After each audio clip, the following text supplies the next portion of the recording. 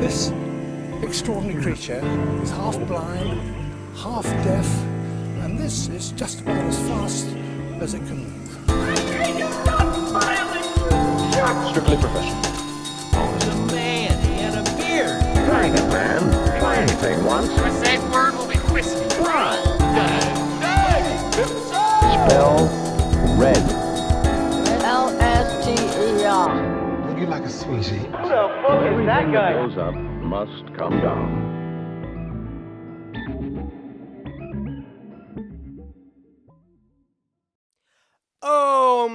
Hello, ladies and gentlemen, and welcome to the third episode of Fried My Brain Cells with your boy, Seany Andrews.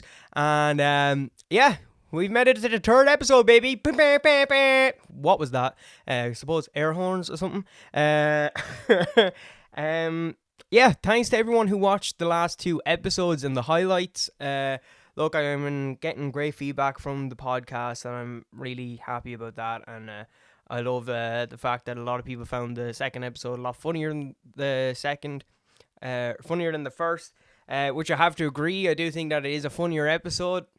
I said some outlandish stuff that I shouldn't have said, and I was hesitant on putting them onto the podcast, but I just said, fuck it, this is what this needs to be. It needs to be just me talking absolute shite through my arse, and I'm happy the way it turned out. I think it was funny, and I'm glad that people think so as well. I think Junkies Making a Monkeys is a solid segment that I will have endless content for you guys at home to watch.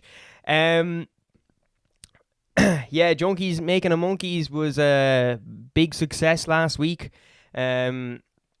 I think I'm going to be doing it again next week. I think I'm just going to shift between the Pain Game and Junkies Making a Monkeys. My maths in the last episode of when the next Pain Game would be was embarrassing. I'll play the clip right now, just to keep it new and interesting. So, in about 2 weeks' time, you will see the Pain Game again on the... can't count. Probably the 5th episode, maybe. I think. 3rd, maybe. Like I said, can't count. Dumb fuck. And there you see how stupid I was. Yeah, look, I think Junkies are just the best free content.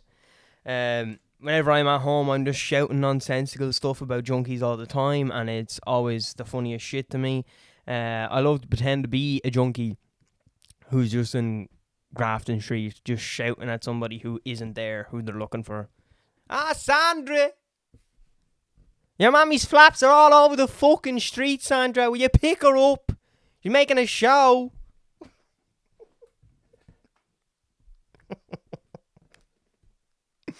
Ah, Shawn Michael. Will you give us that fucking tenner? I didn't give you a suck for nothing. But yeah, moving on. Yeah, plenty to talk about on the show today. But yeah, like always, thanks very much for watching the last few episodes and the highlights. Highlights will be going up on either Saturday night or Sunday this week again.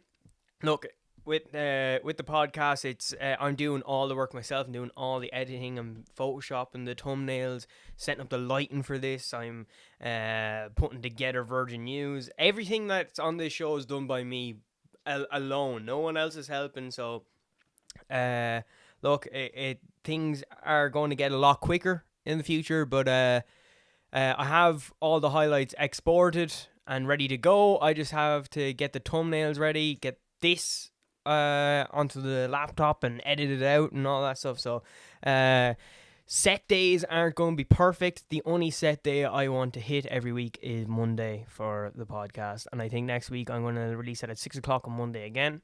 It fit better because the 4K resolution was ready for YouTube at that time and stuff like that. So, like I said, trial and error. We're going to keep on going through it. So yeah, first up for the Pain Game this week. Look, I have a few clips. They're short, they're sweet, and more importantly, they're funny. I've 3 drunkards this week. Now, I have to put a disclaimer out for one of the clips. It is tremendously violent, but I think it's fucking hilarious. Some people are going to be squeamish. I will give a another warning before I play the clip again, just in case you want to avert your eyes. But the first clip's pretty funny. Get your keys. Get your keys. Get your keys. You got a piece of cutter. Fucking perfect. You got a pizza cutter. First. Get your keys. Get your keys. Get your keys. You got a piece of cutter. Funniest thing is the guy who headbutts the fucking wall is trying to grab the guy in the middle to balance him, not to balance himself. Perfect.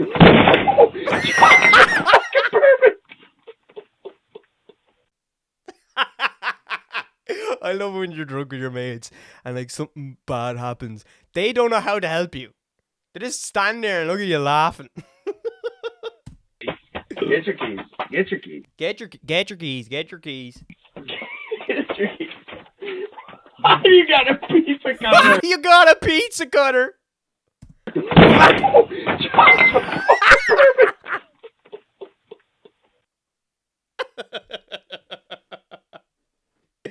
I'm just gonna go to sleep right here, dudes.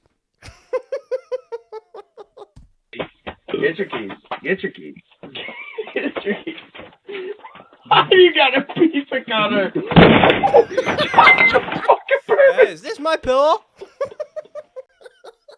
It is now, kid. Night night.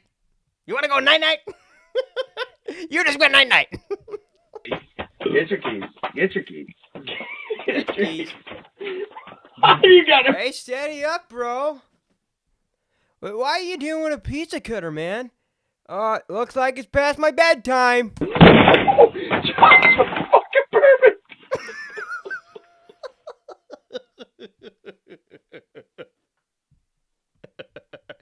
If anyone's sitting at home going, how's that funny? Is this somebody getting hurt? It's like, well, prepare for the rest of them because they're going to be a lot worse than that. That's the tamest one for today. I would play it one more time for you. Get your keys. Get your keys. Get your keys. Get your keys. You got a piece of cutter. Fucking perfect.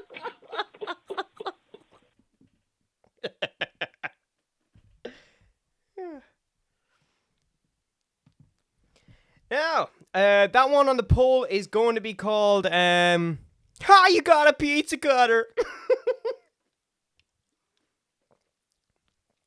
Either that or get your keys. No. You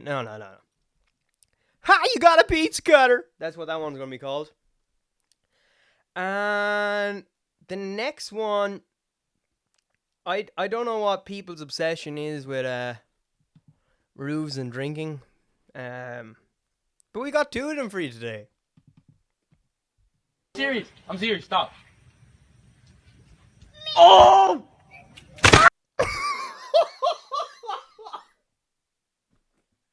Oh, we just witnessed a death.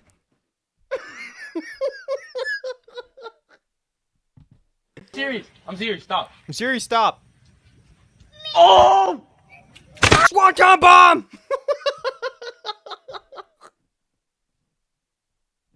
Serious. I'm serious. Stop.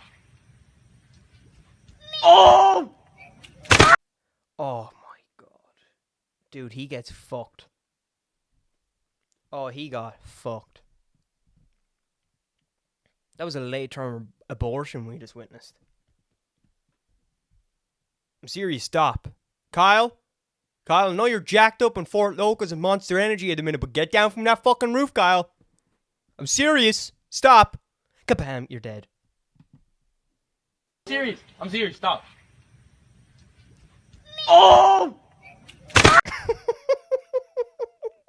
Hey, Mom, me and the boys were going out to the little lake down at the weekend. Is that okay if I go? It's spring break, Mom. You know, you're not going anywhere, Kyle. You're not going anywhere. Oh, please, Mom. I won't do anything stupid. I'm not going to go on the fucking roof. What the fuck you mention a roof for, Kyle? Did I? Serious. I'm serious. Stop. Hey, dude, it's okay. I've seen Batman like fucking 8 times, dude. I know what I'm doing. Oh!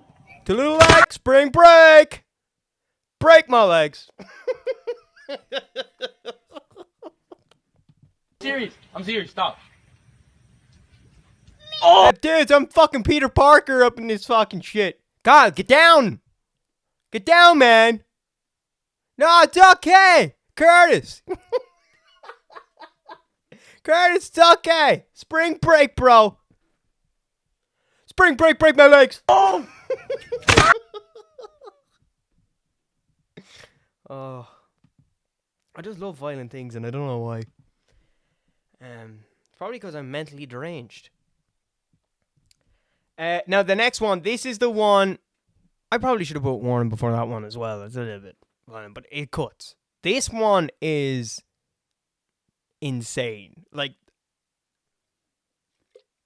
this one is full on violence. So, if you don't like people getting deformed and all that shit, please look away. This one is definitely like I think it's from Ireland. So. Neil, go back, man.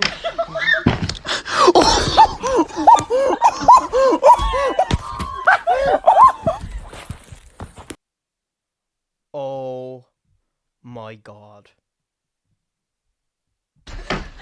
Neil, go back, man.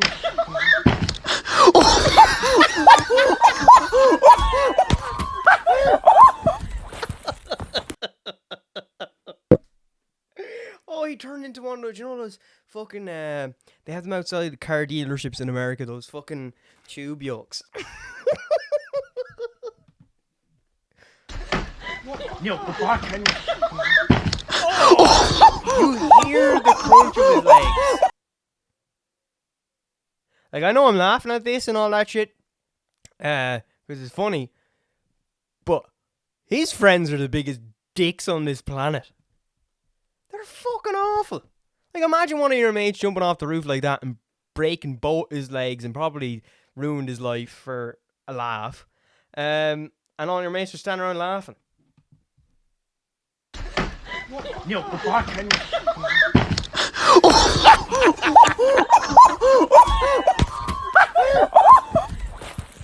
Oh my god, it's so brutal. It's so brutal. Neil, go back, man.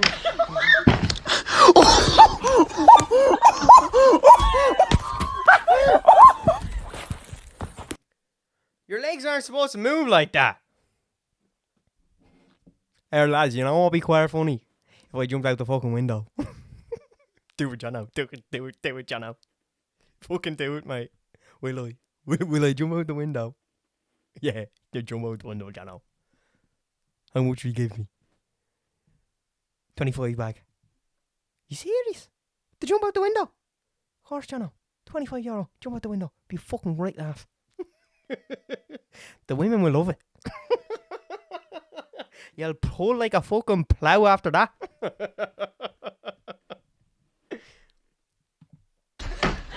Neil, go back, man. Jono, you're a madman.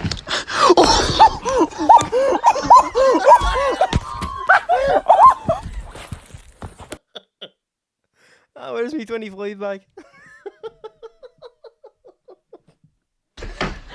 Neil, go back, man. Man.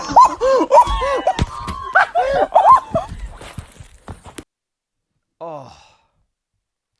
Yeah, so I forgot the name of the last clip. The last clip is going to be called Rooftop Kyle. Or no. Spring Break Kyle. Spring Break Your Legs Kyle. And this one is going to be called Jump Off the Roof, Jono. I have to watch it one more time. Neil, go back, man. Come, Jono, you're a madman.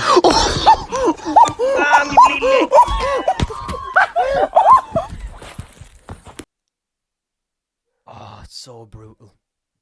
It's so brutal. I have to watch Kyle one more time as well. Just get a proper feel for it, you know? Serious. I'm serious. Stop. To the leg. Spring break my legs. Oh!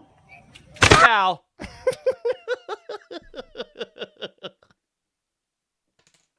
That was righteous, dude. Carl, you're a fucking legend, man. Carl fucking fucks, bro.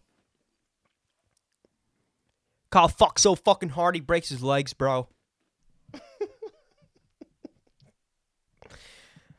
So, moving on, we have Virgin News. See, I tried that last week, twice, and it didn't work, and I couldn't stop myself this time. So I'm just gonna go with doing a stupid reporter's voice each time I introduce it. Just like I put on the voice for Junkies Making a Monkeys. I'm gonna do the same for Virgin News. So, this just in with Virgin News. What is it with, like, American news reporters when they do those stupid fucking voices? Thanks, Tom. Bringing it back to you to San Diego.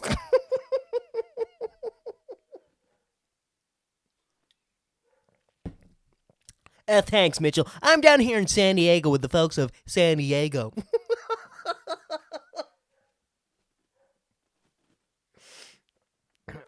We're bringing you news live in action down here in San Diego.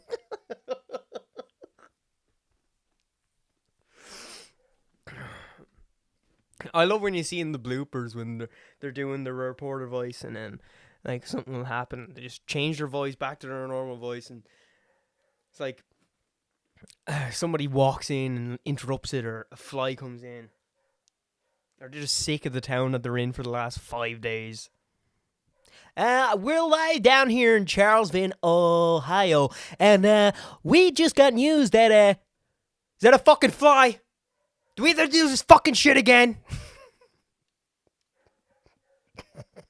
What am I on about?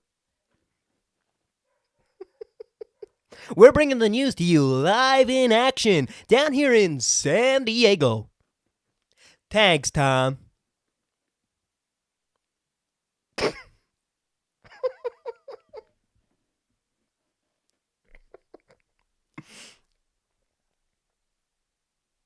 Michael, the news today is that there's a fire all over San Diego.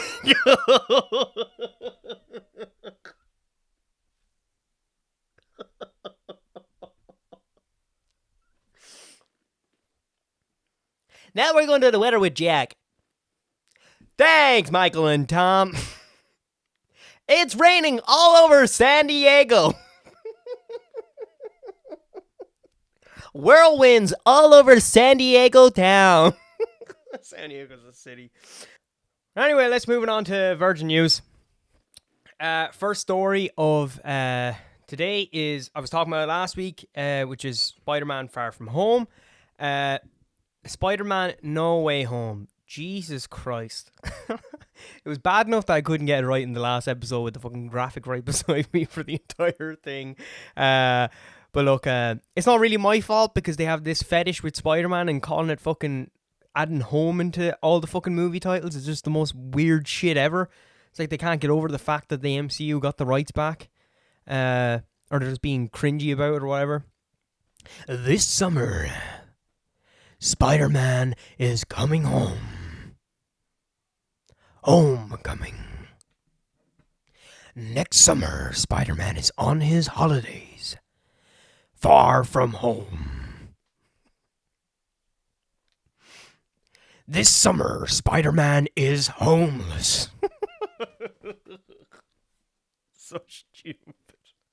Anyway, Lego have leaked. I know it's weird. Lego is fucking leaking shit now. But Lego has leaked details about Spider-Man Far From Home. And that has caused all other toy companies to kind of produce a lot of stuff that is for the film.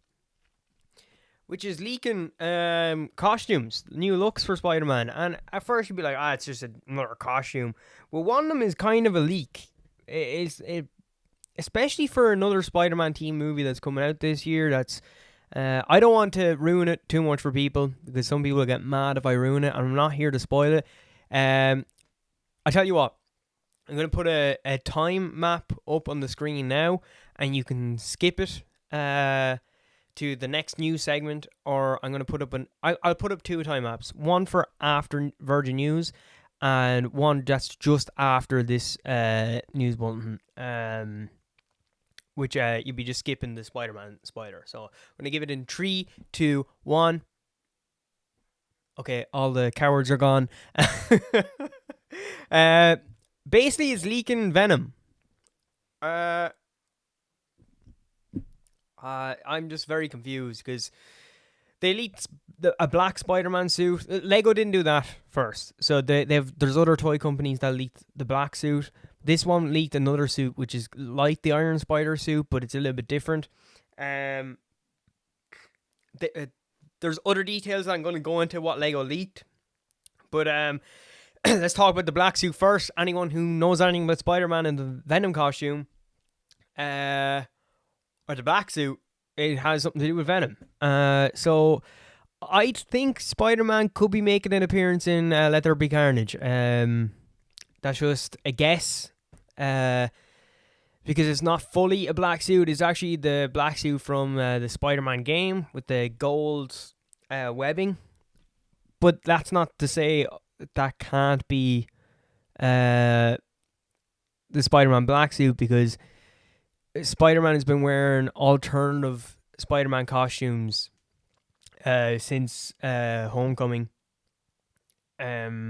He's had the Iron Spider suit, he's had the stealth suit, he's had the Far From Home suit, and the new suit that has released has threads of gold like the Iron Spider one.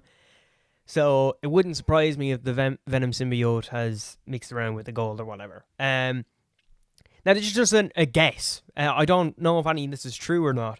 But by looking at the suit, I wouldn't be surprised, because it's a black suit. Wouldn't be surprised if it is Venom. So this is the part now that isn't spoiling what's happening.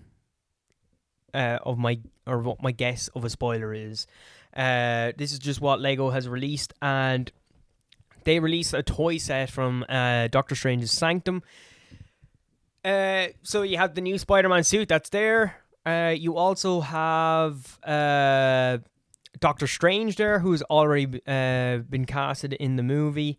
I think it also has something to do with the multiverse, or the madness of the multiverses.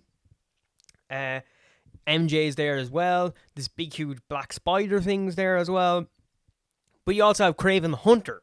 Now, this is where it's strange. It's not necessarily strange that it's Kraven the Hunter. Kraven the Hunter, for people who don't realize or don't know, is a Spider-Man character from the comic books and from the cartoons. His main drive in life is to hunt Spider-Man and put his head on his wall, as well as Lizard and other Spider-Man villains, because they're all animal themed for some reason. But yeah, it's not necessarily strange about Kraven the Hunter being in it. I think it's a little bit like, for fuck's sake, we are adding another character to this. Is this going to be Spider-Man 3, the original, the Sam Raimi Spider-Man 3, where there's too many characters for us to even do anything interesting with the movie? One of the poor things that people that is often mistaked in films, whether it be video game adaptations or that, is they often put in too many characters, that you have to introduce this character, make that character interesting for people to like them and get invested in him, even if they're not the main character. That when you're spending so much time doing that, you're taking away from the plot, which is exactly what happened in Spider-Man 3. None of the characters in Spider-Man 3 were bad or performed bad. You would say that there's a lot of cringy moments in Sam Raimi's Spider-Man 3, with like what I had in the news segment last week with Tobey Maguire doing the weird fucking cringy dancing and stuff like that, and the evil Spider-Man stuff was pretty cringy. But Sandman was done really well. Even Hobgoblin, even though he's just a fucking surfer dude who's a burn victim. And Venom as Topher Grace. Like, look, that was bad casting in general. It's actually funny. There was one time where me and my mates were trying to figure out, we were watching That 70 Show, and we were trying to figure out what Topher Grace's name was. And I asked one of my friends, was like, what's his name again? And we're like, oh, geez, I actually couldn't tell you. I know it's something weird. And I was like, with the utmost confidence, I was like, you know what? I think it's something weird. And this is going to sound retarded, but something weird like, I think it's called a sheafer. And all of us were like, yeah, I think it is. I think it's a sheafer. It was tough for Grace. But the weird thing about the casting for Craven, which I didn't mention last week, I completely forgot, to be honest. I completely forgot Craven was going to be even in the movie, is Aaron Taylor-Johnson. And it's strange because Aaron Taylor-Johnson has already played Pedro, which is Quicksilver, in Age of Ultron. And I know, like, Chris Evans has played the Human Torch in the Fantastic Four before, but that has nothing to do with the MCU. That's Fox's run of Marvel.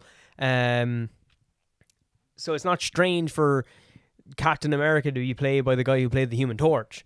The strange thing is the fact that this guy, Aaron Taylor-Johnson, who's kick-ass as well for people who are trying to picture him in their head in a minute, he's already played a character in the MCU, and not just a small character, a well-established character, somebody who you could say for a short time was an Avenger. Now, I also think because the scene they released, or that has been leaked from it, it's in and it's called Doctor Strange's Sanctum. I think that's where the multiverse not leak it as in news, but in the actual film where the characters from the multiverse are going to come from, is from something that Spider-Man has done in the Sanctum to cause such an eruption or something. And I think Kraven is the first character to come out of the multiverse, so it might just be look, it's very confusing that even Aaron Taylor-Johnson is being casted as Kraven. It's all confusing. I think there are too many characters in it now, and look, again, giving it the benefit of the doubt, but I just don't know how this film can work with so many characters. They can't just throw them on screen and go, remember him? They have to introduce those characters to new viewers as well. But look, again, giving it the benefit of the doubt, we'll see how it turns out. Next up, we have Steven Spielberg, Alblin Productions. Jesus Christ, I am dyslexic. Alblin Productions is one of Steven Spielberg's production companies, and they have done a very strange deal recently. It's a huge move for the film industry, to be honest. First big A-list production company to just tie in with a streaming service, which is the biggest one, Netflix. Why is this strange and why is this big news? Well, first of all, there's two. One is a major criticism that people are bringing up, saying that, oh, Spielberg is going back on his word now and stuff like that. There was rumors, I think about 2 or 3 years ago, of a campaign started within the Oscars, started by by the Silver Surfer. No, by Steven Spielberg, against streaming services to be allowed to compete in the Oscar awards. I don't particularly believe it, and his associates have come out and said it's just not a true statement at all. Spielberg has never said it, and I do agree. I don't think he would, because he's a lover of cinema first and foremost. If the film was good enough to be in a running for the Oscars, I doubt he would be like, oh, that was on fucking Netflix, so get that off. That can't compete with us. And another thing is, I know he is an adjudicator on the Oscar award ceremony from time to time. And let's face it, Spielberg isn't really an Oscar winner. Like, he's been nominated a ton of times, but he doesn't have a lot of Oscars, and He's not somebody who is hungry for Oscars. He's more of a blockbuster maker. I know he hasn't had hits in a few years and stuff like that. Nothing has been like I think the last film that has an Oscar attached to his name is Bridge of Spies. Can't remember the actor's name, but he won Best Supporting Actor. He was in Tinker Tailor Soldier Spy as well, and he was the old guy on the boat in Jesus, what was that fucking movie called? Dunkirk. He won the Oscar that year for Bridge of Spies. Well-deserved Oscar as well. But, look, I just don't think that Steven Spielberg is one of those pinicky directors where he's like, oh, they can't go with us because it's not in cinema.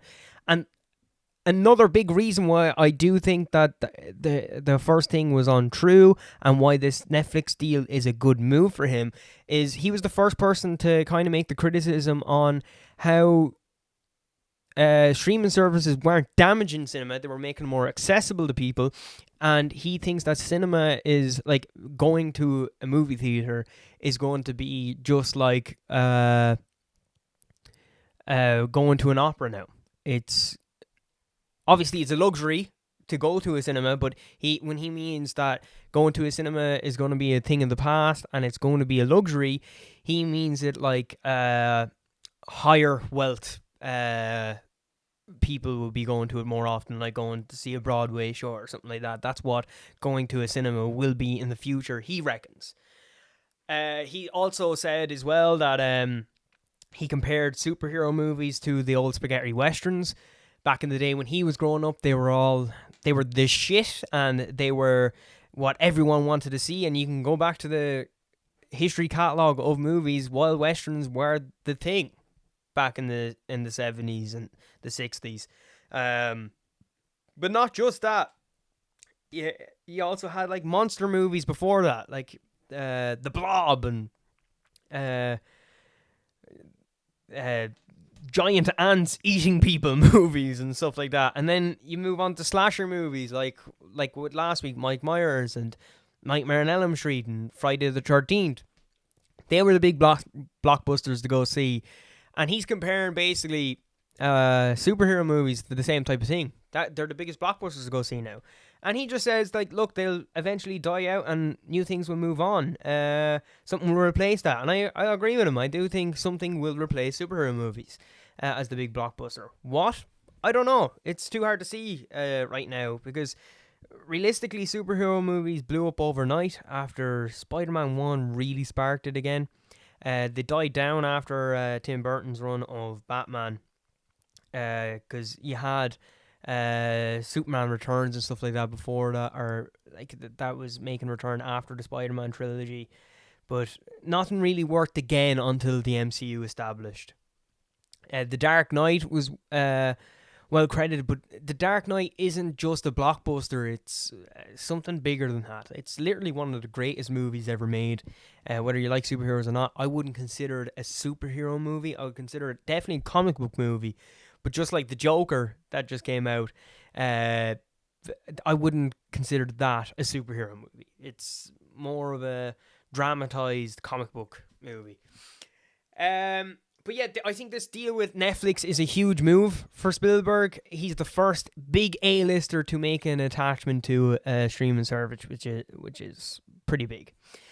Moving on, we have one of my heroes was a guest on the Joe Rogan podcast last week. Now, I'm not an avid listener of Joe Rogan. I only really listen to it when like the likes of Bill Burr's on it, Tom Segura, even Brendan Schaub, any big comedian that's on it. I would listen to it. I don't listen to it when he has doctors on it and fucking philosophers and fucking dorks like Ben Shapiro. But my hero was on it. One of my heroes was on it last week, Tarantino, and I had to watch it, and it was a great episode.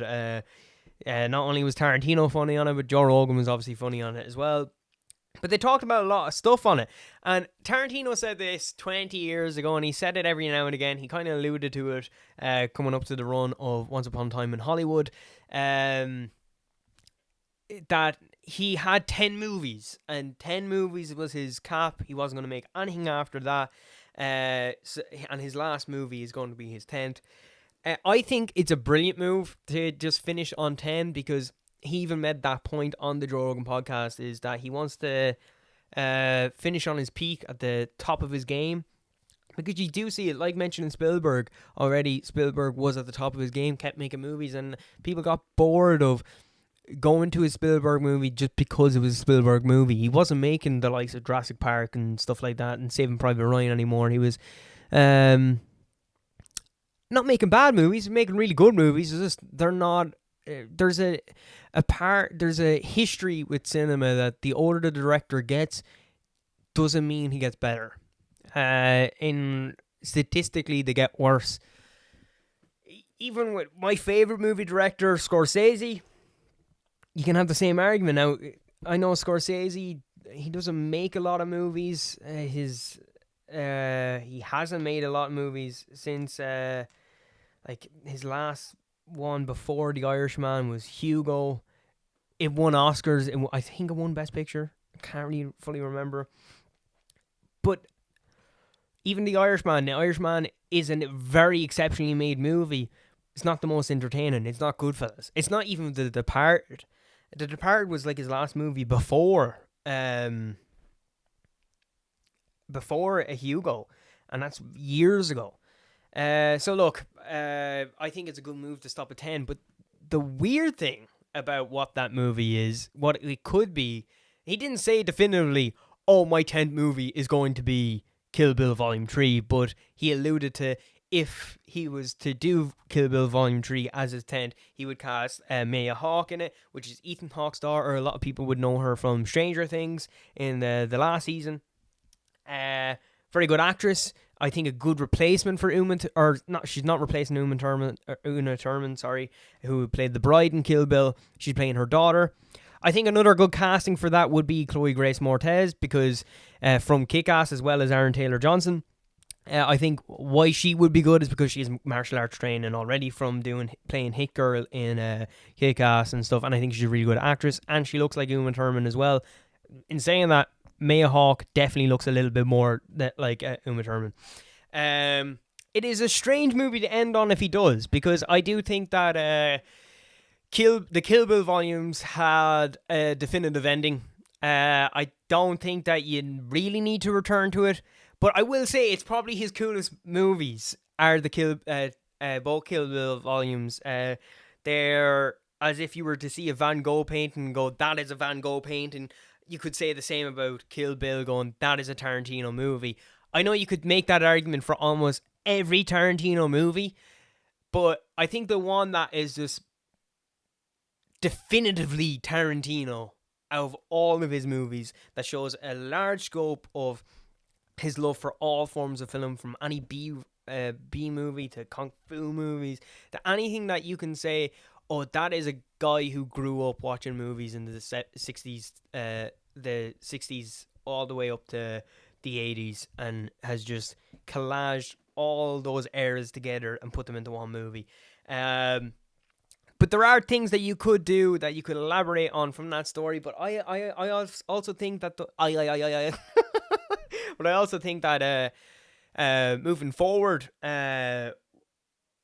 with those things that you could elaborate on, like I think the one's name is Copperhead, who is the first woman that the bride kills from the Deadly Vipers in Volume 1, the one with the fight in the house. When she goes to her daughter afterwards, she was like, in a few years, if you want to get revenge and kill me, come find me. You could do that type of storyline, which would be cool. It's probably the fact that that girl does grow up, does go to kill the bride, and then it's Maya Hawke getting revenge for her mother's death. But I think those things are better to think about than to see, because I think they're already been...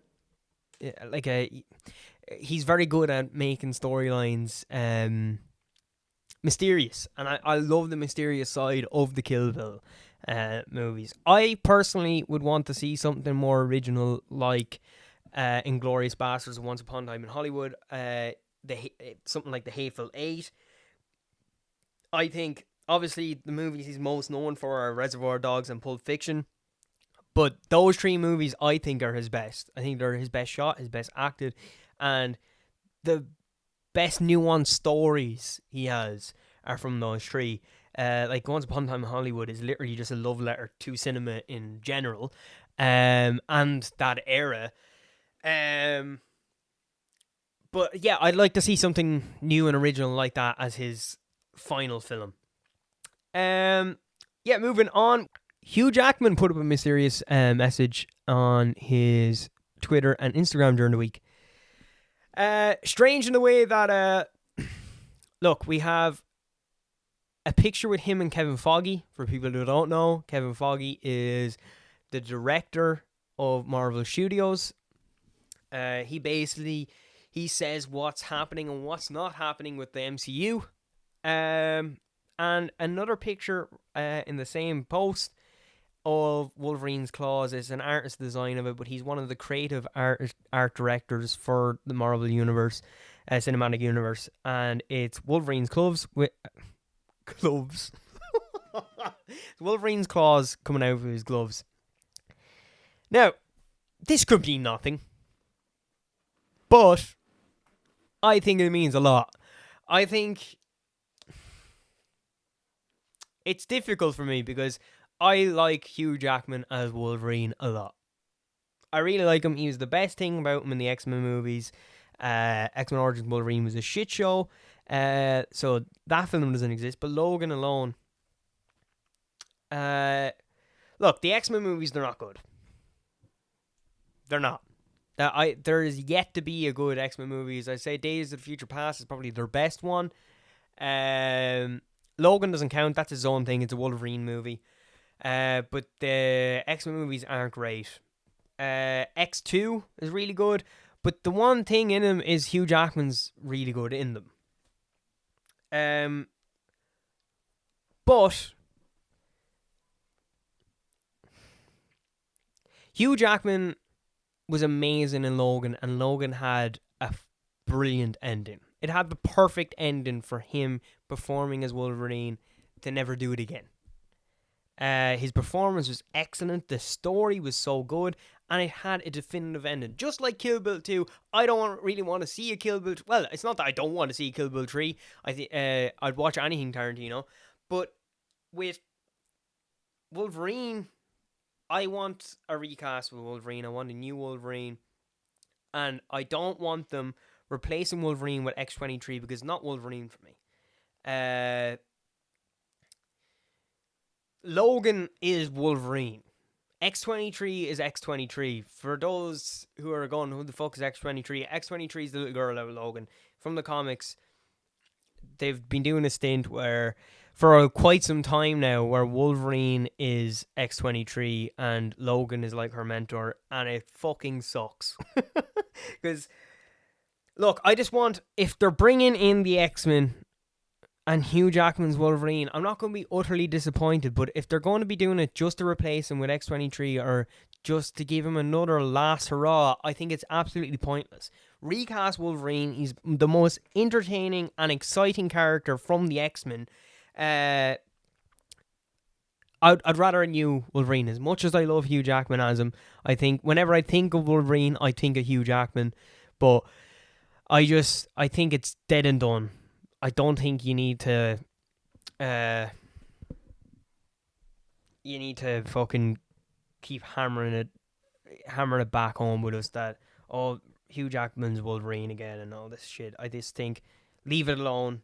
Think you either do Wolverine or you don't, and I'd rather they didn't if Hugh Jackman is involved again. As bad as it is to say, because he's a tremendous actor and he's a perfect casting for him, I think he's too old now that we need a new one, and it doesn't make sense for me to bring him back. I think he had the perfect ending, but if they do it, they do it.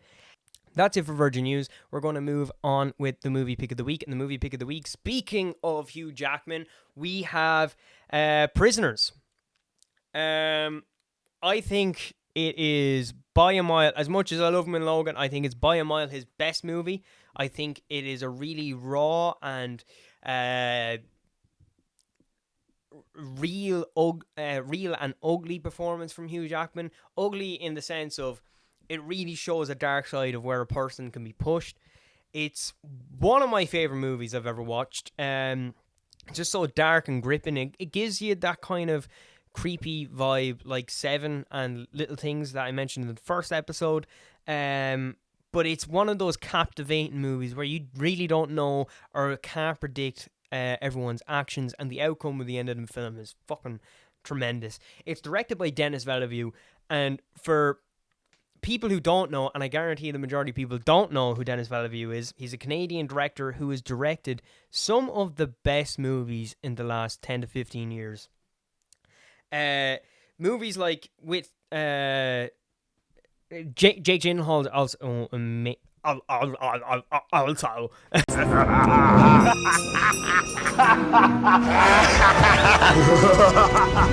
Jake Gyllenhaal is also amazing in Prisoners, but he has done a film with him before called Enemy, and Enemy is such a creepy, nuanced film. It's not everyone's cup of tea, but it's so beautifully shot, so creative. You also have Sicario, which is probably one of the most authentic, real, gripping crime, real-life crime, gangland movies ever made. Excuse me. It shows how grim and how vicious the cartels can be. And their sicarios are, their assassins. Then you have Arrival, which is probably one of the most interesting alien movies ever made as well. And then you have Blade Runner 2043, which is the sequel to Blade Runner, Ridley Scott's amazing science fiction movie. And 2043 is...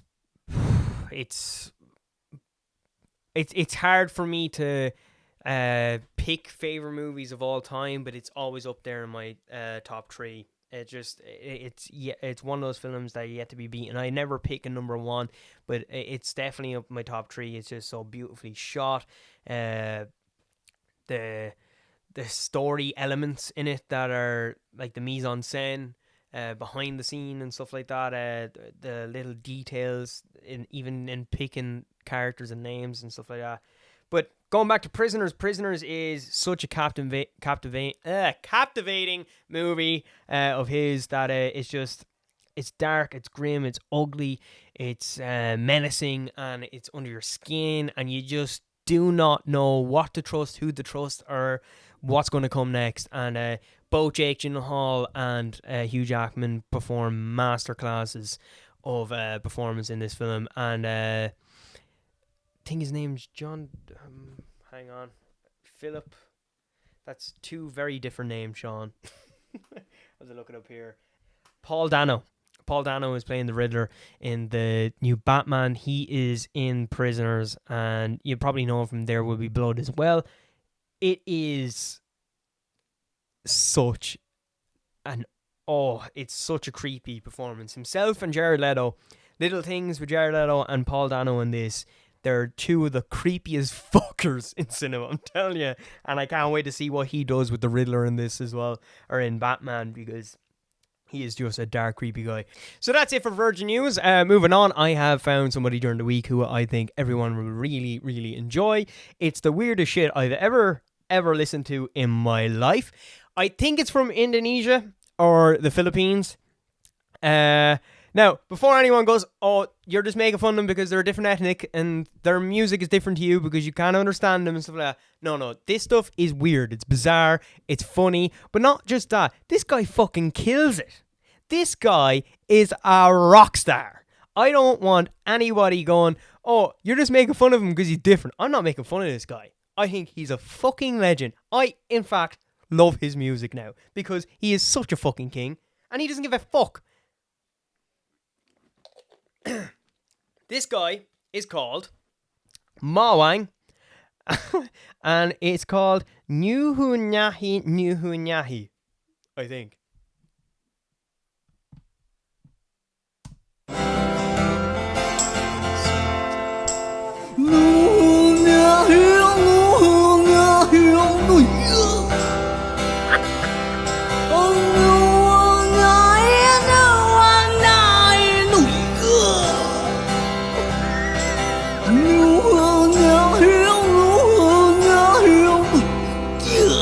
No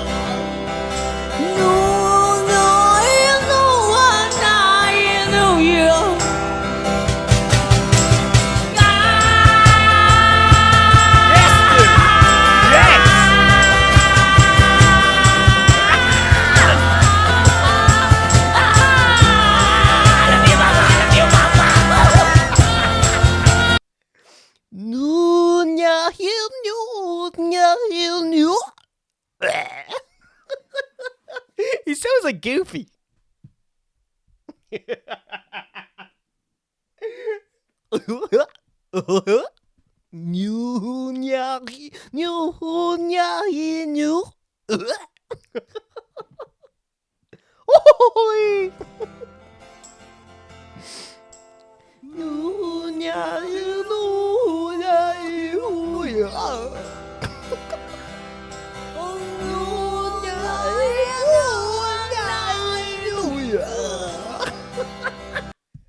I haven't listened to this song since I found it. Since I found it probably Sunday night or that. And I know all the words already. All the words. What?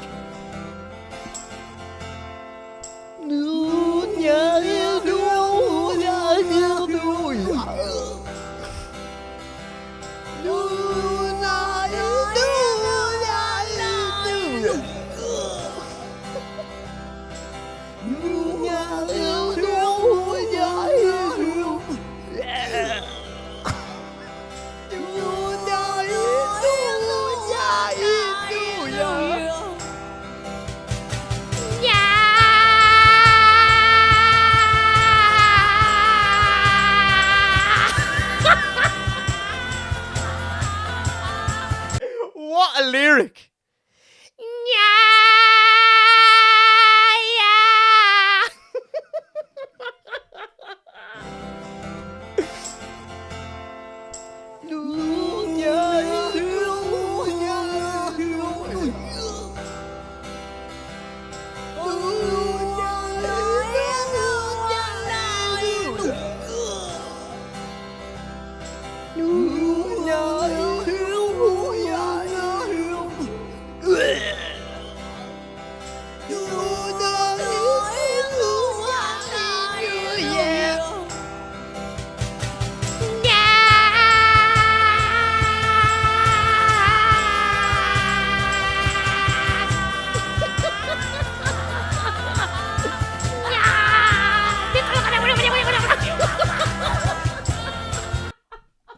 I am cancelled. I've cancelled myself.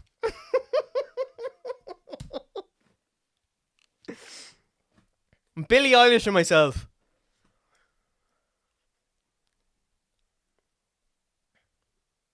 But I love this, dude. I think this shit is fire. I fucking love it. Like, I genuinely love it. This is some of my favourite shit I've ever listened to. And I'm not being sarcastic or taking the piss. I love this shit.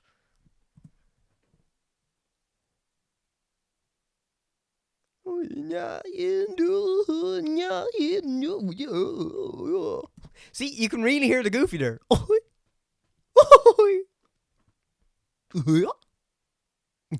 Goofy. You ever see that clip of him it's like animated, and he's at like a trial for murder? Like, murder? I'll fucking do it again. No.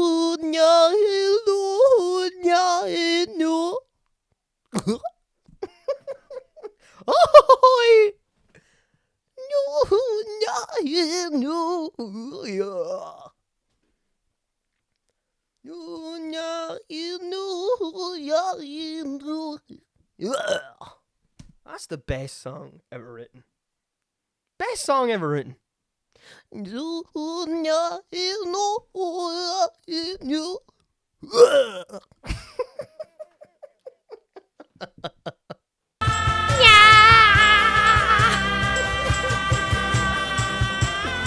I would, honest God, I would love to go see this man live. I would have the best time in the fucking world. And I'm not even saying like, oh, I'm making fun of this guy. That's why I want to go, to make fun of him. No, I genuinely want to go see a live concert from this guy. I think it would be one of the best concerts you could ever go to.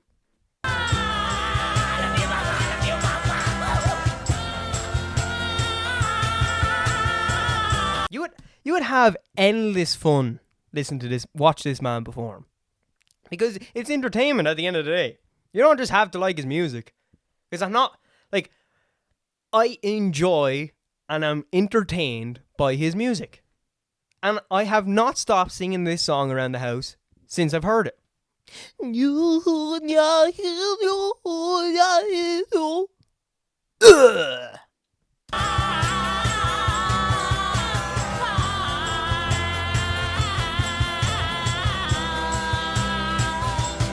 And you have to give it to the man. He is a fucking ultimate performer. Playing the guitar, putting his passion, his heart, and his soul into it. And he genuinely is. Oh, it's just the best clip ever. I just love him. Murder? I'll fucking do it again. Hi, Mickey. I'd actually love to see somebody animate Goofy singing that song. It'd be brilliant. Doesn't he kind of remind you of Yoko Ono? Fucking John Lennon's wife. She does the same type of music. Where she just like scream shit. What was her song? I'll look it up here. Yoko Ono screaming. Anyway, look up Yoko Ono. I'm not going to get in trouble with a copyright infringement on this channel because I played a Yoko Ono screaming clip. But look up Yoko Ono on Letterman, and it's one of the funniest clips ever. So, moving on. What did I get up to this week? So, before I aired the second episode on Monday, I went out on Sunday with a bunch of mates of mine. One of them I hadn't seen in a long time. It was like a reunion. Well, two of them I hadn't seen in a long time, to be honest. It's like a reunion of the Spuds. And we went out to the beer gardens for a while. We had a meal, and then we started drinking the shite out of it. I got embarrassingly drunk that night. Went to an off license at like 10:15 because the pubs were closing at 11. So we were like, "Oh fuck it, we'll get some drinks out of the off license and go back to one of my mates' house who had a free house." And I went into the off license, and I know the guy who works there, and I jumped the queue like a dick. People were waiting. Well, look, I didn't like full on jump the queue. I was like, I'm more important to you people. No, people were kind of like taking their time, and I was like, alright, Al, can I get whatever the fuck?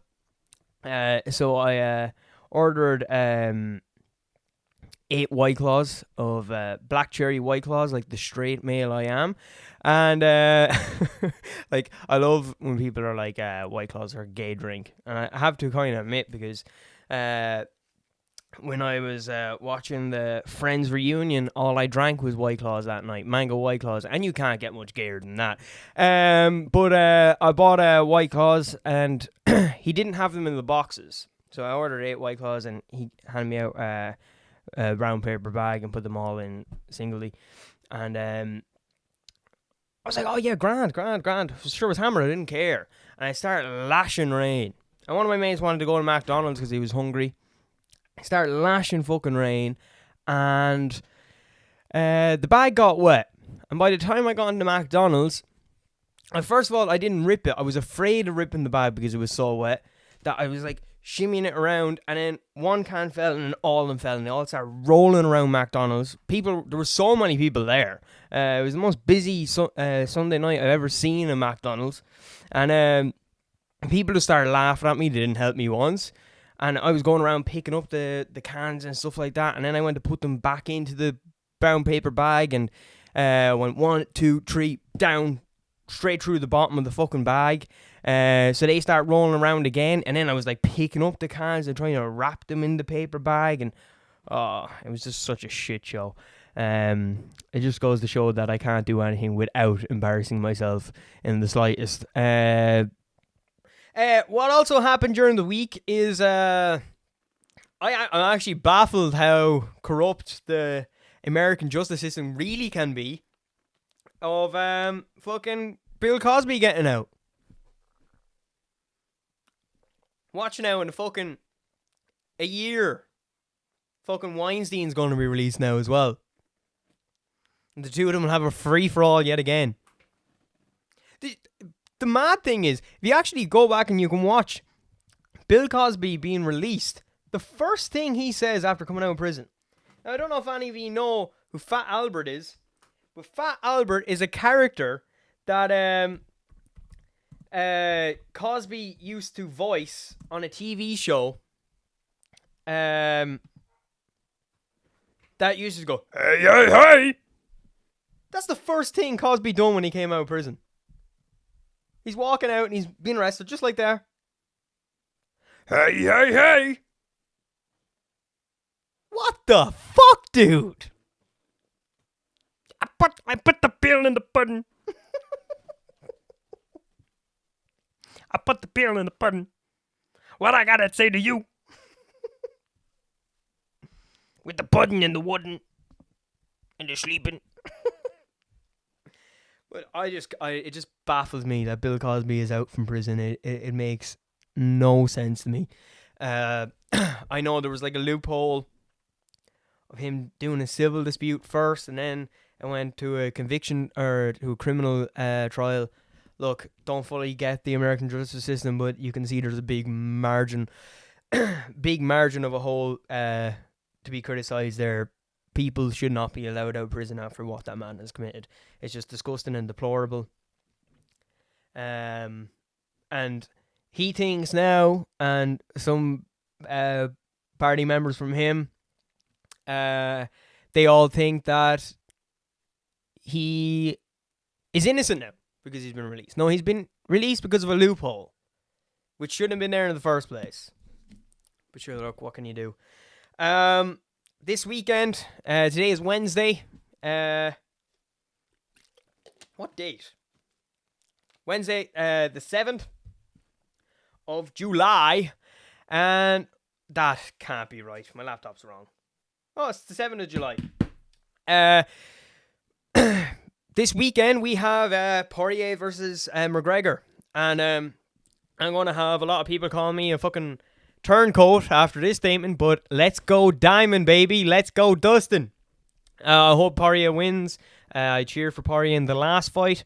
It wasn't like, oh, I've changed my the fighter I was shouting for. I've always loved Dustin. Well, not always. I started liking Dustin I think just before his Gaethje fight, and then before the Max Holloway fight, and then B fight. I've been cheering for him ever since then. I just really like his character, and that's not saying that I dislike Conor. I love Conor McGregor. Conor McGregor got me into watching MMA and stuff like that. But look, I in that first fight, or that second fight with McGregor and Porier, I just went, as the fight was coming in, I was like, I'm happy with whoever wins, but I'm going to cheer for Dustin, and I'm doing the same this time. So I might be proven wrong. This episode's going to be out on Monday, so you will already know the result of that fight. But I think, looking back on that second fight, unless Conor stops, which I think he has now because he's got rid of the boxing coach from Crumlin. I don't know why the fuck he had an owl lad who was a boxing coach from Crumlin in his corner for MMA. It just made no sense. The team he had beforehand was far superior, which is the team he has again. And if Conor goes back to that long stance karate, sharpshooting stance, then instead of the boxing stance, I think he'll stand a lot more with Porier. But I will still favour Porier coming into it. I just don't see how I can put him as an underdog in this. He bet Conor pretty well in their second fight. It was a pretty solid TKO from Porier, and I'm really looking forward to the fight. I just love drink with the boys, watching fights all night, and I'm looking forward to that card. Even the Wonder Boy and Gilbert Burns fight. It's gonna be a fucking great fight. Love watching Wonder Boy fight. He's one of my favorite strikers to watch fight. But yeah, no, I'm really looking forward, and I think that is it for this week's episode. Please like, comment, and subscribe. Obliterate that like button yet again. Hit the bell notifications. Watch the highlight channel. Coming up next week, I will have Planet Derp out there in full. hopefully, fingers crossed, I don't get held up because, like I said, I am editing the highlights, editing the thumbnails, doing the podcast, recording the podcast, waiting for this to export, waiting for this to upload, all this different type of stuff there, hold me back on different things. I want to do some different sketches, and also next week Loki will be finished and I will be doing my first review of anything on Loki. I also bought Cyberpunk and I will be doing a game review as well, but all of them are pretty much pipe dreams at the minute because there is so much work for me to do. Don't know if this episode was on par or under the last one, but like I said, this is what's going to happen. Is not every podcast is going to be an absolute hit, and it's not going to be just as good or better than the last. But I'm really liking doing this. I think I found my calling and my niche, and just aiming at a camera and spouting shite. I'm looking forward to doing more, and I'm looking forward to doing the next episode. I'm looking forward to having guests on. A big shout out to Clayton Long. I will eventually get around to being a guest on the podcast, buddy. I just had to sort out my shit and my time with all this stuff. But other than that, I'm looking forward to being on Clayton Long's podcast as well on Spotify. Go listen to him. He talks about MMA and wrestling, and he is a funny, entertaining dude as well. I'm going to leave you with the little gangster of the week. The little gangster of every week. Hasbullah. Still looking for a done deal link. So send me on a done deal link if you have one on sale. I will buy one for half price. Thanks very much for watching the show. Like I said before, like, comment, and subscribe. Thank you for watching. Peace and love.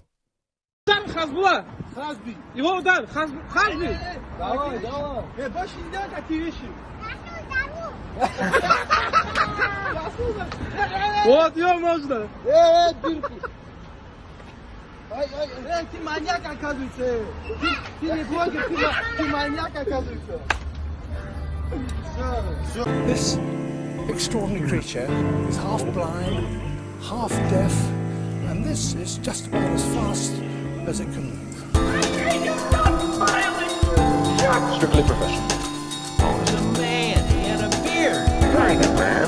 Try anything once. The safe word will be whiskey. Spell red. Looking like a sweetie. Who the fuck is that guy? Goes up must come down.